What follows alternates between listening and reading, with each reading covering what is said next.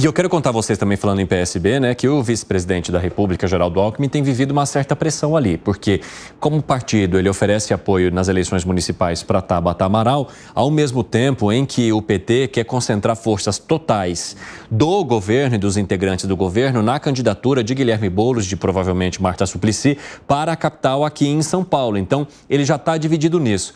Além dessa questão, tem também já aquele fogo amigo que costuma acontecer sempre que tem alguém que integra o governo junto com o PT, que não seja necessariamente um aliado, mas que para construir essa frente ampla faz parte, sobre a possibilidade de Geraldo Alckmin não encampar uma outra chapa com o presidente da República lá em 2026, já que o PT está dizendo que Lula vai sim tentar a reeleição. Então, são vários pratos que Geraldo Alckmin tem de equilibrar, separando entre política local, com os apoios ou não que ele vai dar, e também de olho numa possível fritura que possa ocorrer do nome dele entre os seus próximos em Alangane.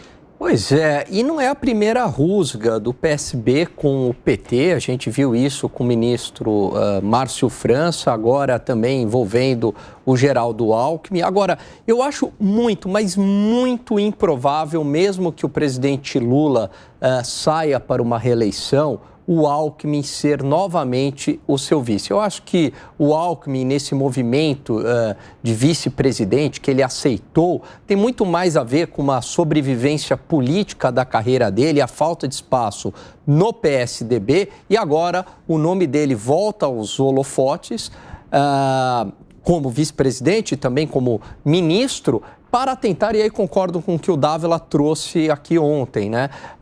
Ou um cargo no Senado ou, principalmente, a uma disputa no governo do Estado. Agora, ele teve uma passagem pelo PT, ele que era muito forte aqui, Evandro, no estado de São Paulo, vai ficar agora com essa marca de que ele se aliou à esquerda, de que ele foi do governo Lula, do PT, enfim, né, não do PT, mas do governo petista. Não sei se a eleição de Geraldo Alckmin está tão garantida como em anos anteriores. Você tem a mesma visão do Gani, em Fábio Piperno? Eu acho que dificilmente o presidente Lula ele mudaria o perfil da chapa. Eu duvido que na tentativa de reeleição ele não tenha como vice um candidato moderado com esse perfil do Alckmin. A gente pode questionar se vai ser Geraldo Alckmin ou não. Eu até acredito, se eu fosse apostar o salário do Alangane hoje, eu apostaria que o Alckmin fica. Entre aliados mais próximos do presidente da República, a fala é de que o presidente e o vice-presidente têm uma relação muito interessante e que o presidente da República estaria bastante satisfeito com a forma como Geraldo Alckmin ocupa os seus afazeres e também as suas funções institucionais. Muito, assim, não é do perfil do presidente Lula abandonar esse tipo de aliado aí, tomando uma medida de força, do tipo, eu não quero mais, agora eu vou colocar outro. É muito diferente, por exemplo, do movimento que o Bolsonaro fez em relação ao Mourão.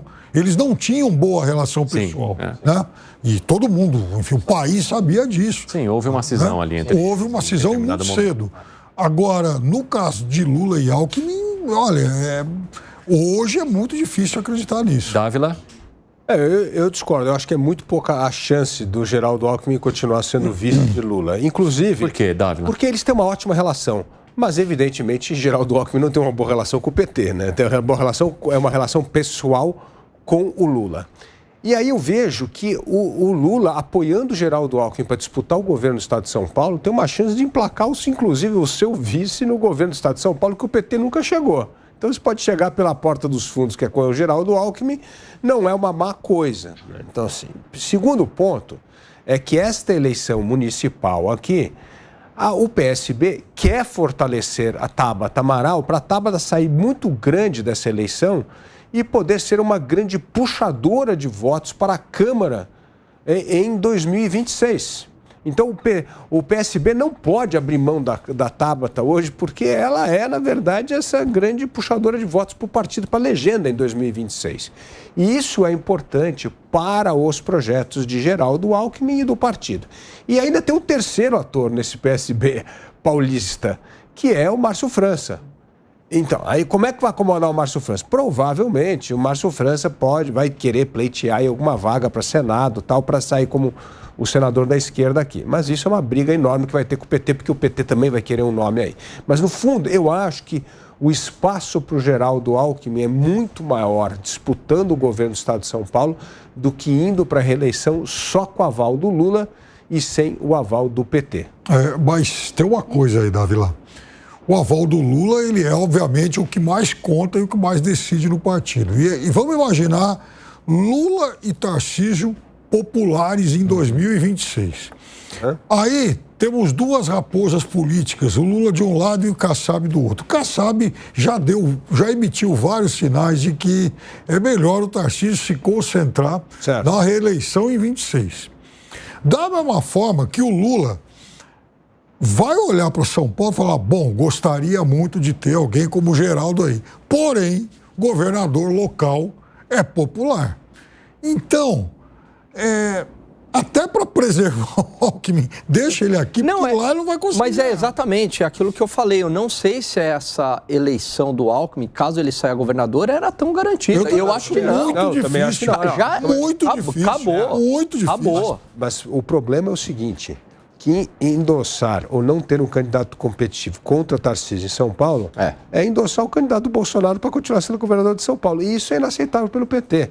Então, assim, qual é um nome forte na esquerda que teria o apoio do PT para disputar o governo de maneira competitiva? Porque também a outra coisa, né, Piperno, é ser humilhado numa derrota fragorosa em São Paulo, que também seria muito ruim. Então, assim, entendo que o nome para isso é Geraldo Alckmin. Não acho que a eleição é ganhar, não. Acho que é uma eleição muito difícil, porque Tarcísio está no cargo, está fazendo um bom governo. Mas, assim, não dá para os petistas tolerarem o bolsonarista continuar reinando em São Paulo. Fala, Gustavo Segré.